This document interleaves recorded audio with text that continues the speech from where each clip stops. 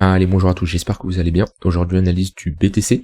On verra le marché crypto en général, on fera une analyse de l'order flow qui est très intéressante, et on fera une analyse également du S&P et du Nasdaq qui sont en baisse. Et ce qui est surprenant, c'est qu'on a un marché crypto qui performe bien, qui est bien résilient, alors qu'on a vraiment la finance traditionnelle, S&P Nasdaq, qui n'est vraiment pas encourageant. Après, ça on s'y attendait, ça fait un moment que je vous en parle, comme quoi que le marché S&P Nasdaq, on cherche plutôt des shorts, vu qu'on est sur résistance, on est plus proche des ATH et qu'on instaure des structures de tomes de marché, mais on reverra tout ça dans cette vidéo. Alors, on a le BTC qui a bien performé, qui est en train de break, d'accord. Bon, il se trouve sur niveau de résistance, donc est-ce que c'est trop tard pour long? Oui. Moi personnellement, je n'ai pas profité de cette hausse.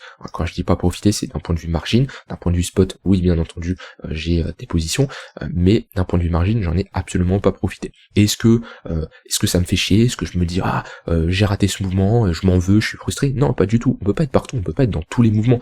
Moi, ce mouvement-là, j'en ai très très bien profité. Ce mouvement-là, j'en ai profité à moitié, ok. Voilà, on peut pas être partout. C'est pas possible d'avoir tous les mouvements, d'être toujours dans le bon sens. C'est pas possible. La personne qui vous dit qu'elle est dans tous les mouvements haussiers, baissiers, dans le bon sens, qu'elle se fait jamais stop, c'est un menteur, d'accord. La personne qui vous dit ça, c'est un menteur. Donc moi personnellement j'en ai pas profité. Est-ce que je vais rentrer maintenant? Non, pour moi c'est trop tard. Alors quand je dis trop tard, c'est d'un point de vue daily. En 15 minutes, 1 heure, il y a des opportunités pour faire de la suite tendance. Mais en daily, c'est pas une bonne zone.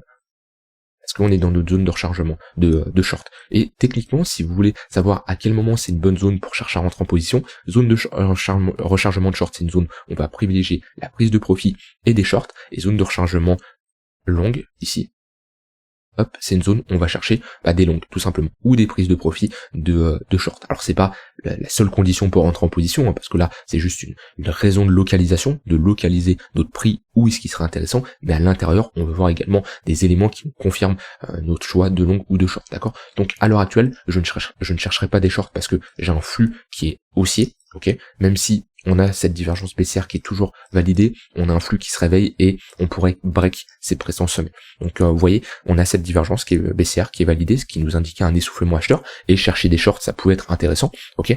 Maintenant, voilà, on a un validé, et ce qu'il faut, c'est couper les pertes. Ça veut dire que si, là, vous étiez en short, après, je veux pas vous dire ça, parce que ça se trouve, c'est votre plan, et vous gardez ça, bref, je veux pas vous influencer, mais ce que je veux dire, c'est, il y en a beaucoup, quand le marché leur indique comme quoi ils ont tort, par exemple quelqu'un qui était rentré en short ici, ok, le marché vous indique que vous avez tort, coupez votre position. Non, la plupart des gens, qu'est-ce qu'ils vont faire? Ils vont ajouter du cash pour augmenter leur prix de liquidation, et ils vont se faire liquider beaucoup plus tard. Ils vont tout simplement moyenner une position qui est perdante, ok. Alors que non, vous coupez votre position et vous acceptez votre perte, vous switchez votre biais parce qu'on repasse dans une dynamique haussière, et vous cherchez tout simplement des longues.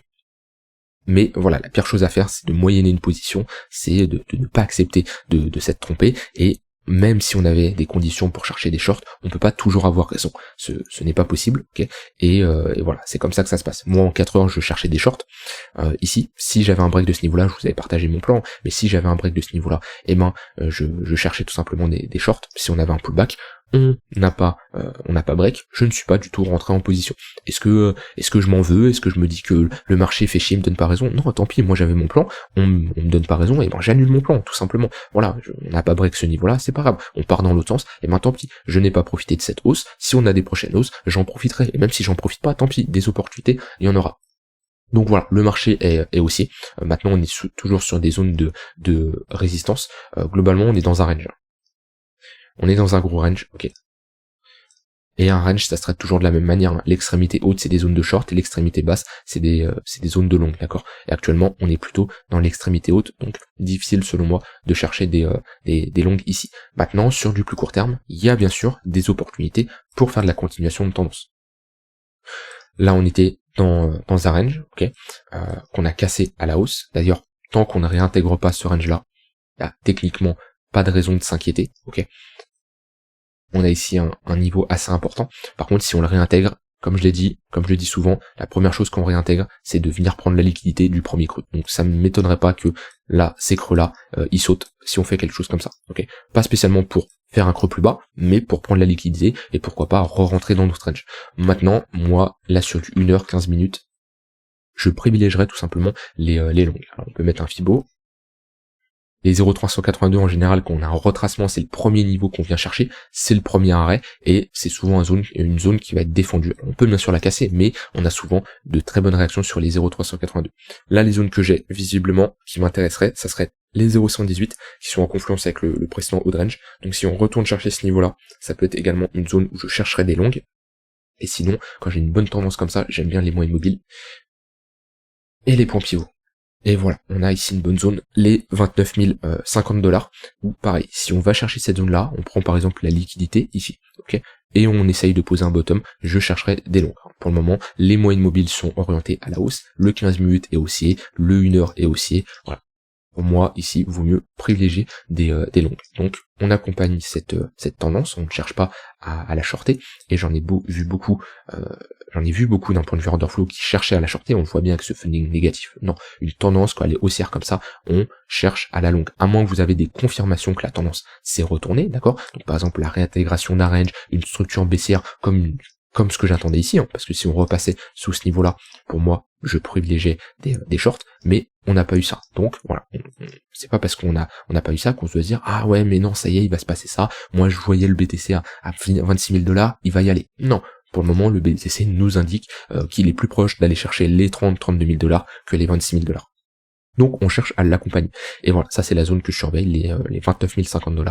Si on y va, et j'ai mes conditions pour rentrer en position, je rentrerai. Parce que oui, on peut avoir une zone de localisation, une bonne zone qui est pertinente pour rentrer en position, mais si on n'a tout simplement pas de confirmation au moment où on va chercher cette zone, eh ben je laisse passer tout simplement. Donc voilà pour le BTC, j'ai rien d'autre à ajouter, à part que la tendance est haussière, et voilà, la zone que je surveille, c'est globalement cette zone-là.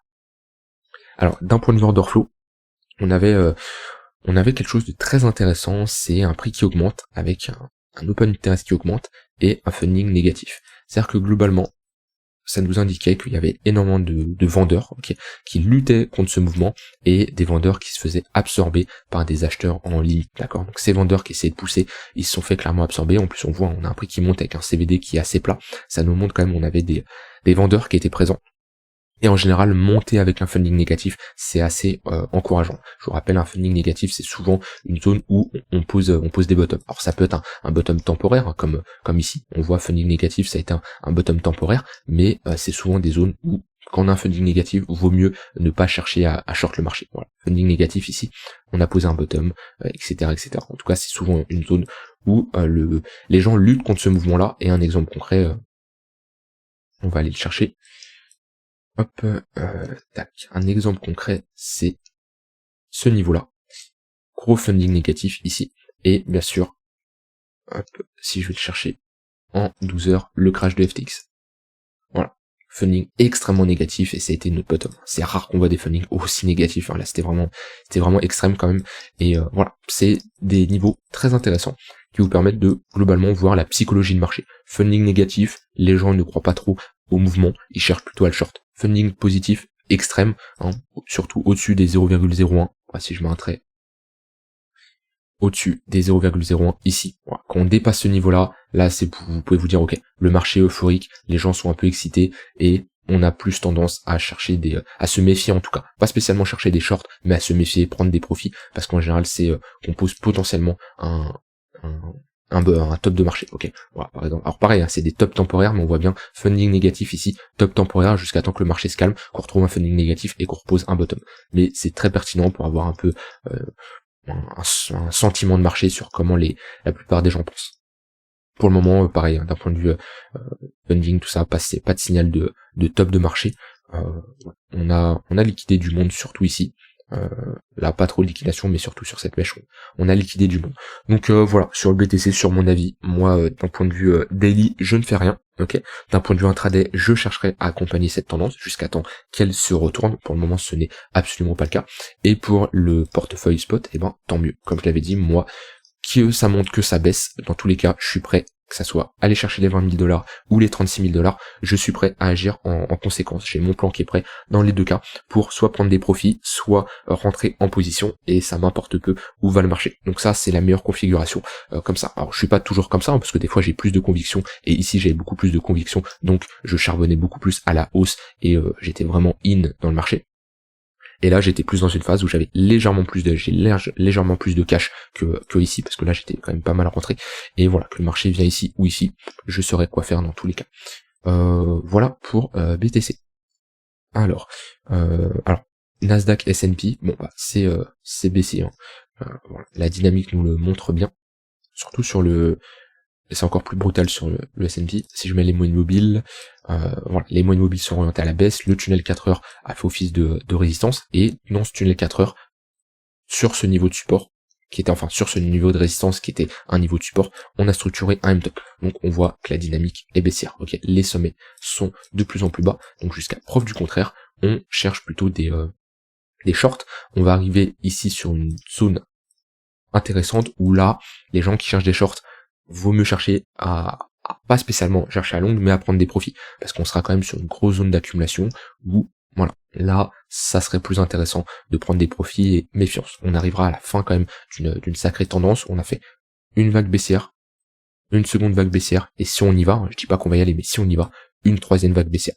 Et le marché, il commencera clairement à s'essouffler, on avait déjà poussé ici à la divergence, ok, on poussera sûrement à une seconde divergence, et on sera plus à la fin d'une tendance baissière qu'au début. Alors ça peut être une fin de tendance baissière en daily, pour avoir un retracement, et une continuation en weekly, d'accord, ça ne nous empêche d'avoir quelque chose comme ça, mais voilà, on sera sur un niveau où il faudra mieux prendre des profits que chercher à continuer à short, parce que ça sera trop tard.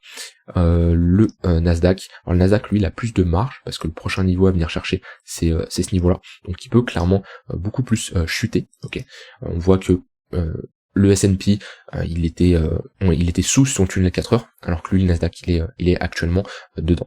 Donc on est sur un niveau de support, donc c'est pas spécialement la bonne zone pour chercher des shorts, et les shorts ça se passe dans notre zone de rechargement lorsqu'on a retracé, d'accord. Ici, zone de rechargement, parfait pour chercher des shorts. Ici, zone de rechargement, parfait pour chercher des shorts, d'accord. Et voilà, ici c'est pas une zone où je chercherai des shorts vu qu'on est sur support. Ça peut être une zone de prise de profit intermédiaire pour certaines personnes. Certains peuvent chercher des longues avec un stop loss assez serré, c'est un peu faire de la contre-tendance, mais ça peut se faire, hein. C'est-à-dire que là il y en a qui ont profité de cette hausse, mais voilà, globalement la dynamique reste baissière, on est sur des niveaux de résistance majeure, on s'est fait rejeter sur des gros niveaux. Moi personnellement ici ça me donne pas l'envie de longue également. Donc voilà, après chacun fait ce qu'il veut, surtout que quand je regarde l'indice du dollar, alors on est sur une zone intéressante, on a pris la liquidité, mais pour le moment, le marché est toujours haussier.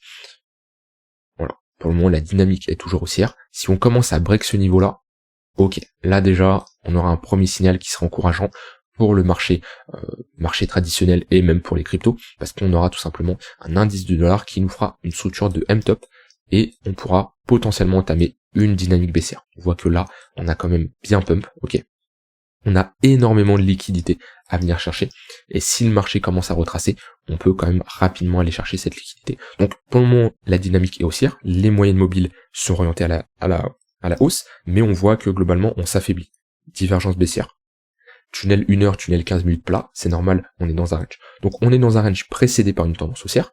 Techniquement, on a plus de probabilité d'avoir une cassure à la hausse, mais voilà, moi personnellement, chercher des longues sur le bas de range, c'est intéressant, et si on a une inversion de notre dynamique, changer de biais, changer de casquette, et se dire ok, on passe tout simplement bearish, et faudra changer d'avis et chercher des shorts. Voilà, faut s'adapter rapidement, faut changer d'avis rapidement, parce que si vous changez d'avis trop tard, et malheureusement vous arrivez trop tard, et c'est pas terrible, d'accord. Donc voilà, c'est simple. Techniquement à l'heure actuelle, plus de chances d'avoir un prolongement haussier, mais si on break ce niveau-là, faudra mieux chercher des shorts sur l'indice du dollar, et on aura un marché traditionnel qui en profitera tout simplement. Voilà, rien d'autre à ajouter de plus. Comme je l'ai dit, le niveau que je vais surveiller sur le BTC, c'est ici, hop, les 29 050 $, où j'ai une bonne confluence, tunnel 15 minutes, point pivot daily. Donc est-ce qu'on va y aller? J'en ai aucune idée. Par contre, si on y va et que j'ai mes conditions, je rentrerai en position. Donc ça c'est pour le court terme. Pour le moyen terme, comme je dis, on n'est pas dans une bonne zone pour chercher des longues, on est plutôt dans une zone de prise de profit, et sur du très long terme, on est toujours dans des bonnes zones d'accumulation, même si on commence à s'en sortir. Moi j'aime bien ma zone de rechargement, 0,118, 0,786, on commence à en sortir, donc attention. Après vraiment, comme ça c'est vraiment subjectif parce que bon, il y en a qui font du DCA et qui sont rentrés à l'achat ici. Bon, moi c'est pas ma manière de faire, mais si vous faites du DCA, que BTC et Ether, parce que sinon après c'est pas une bonne manière de fonctionner sur d'autres actifs. Voilà, je vous souhaite une très bonne fin de journée et on se retrouve demain pour une prochaine vidéo. Bye bye.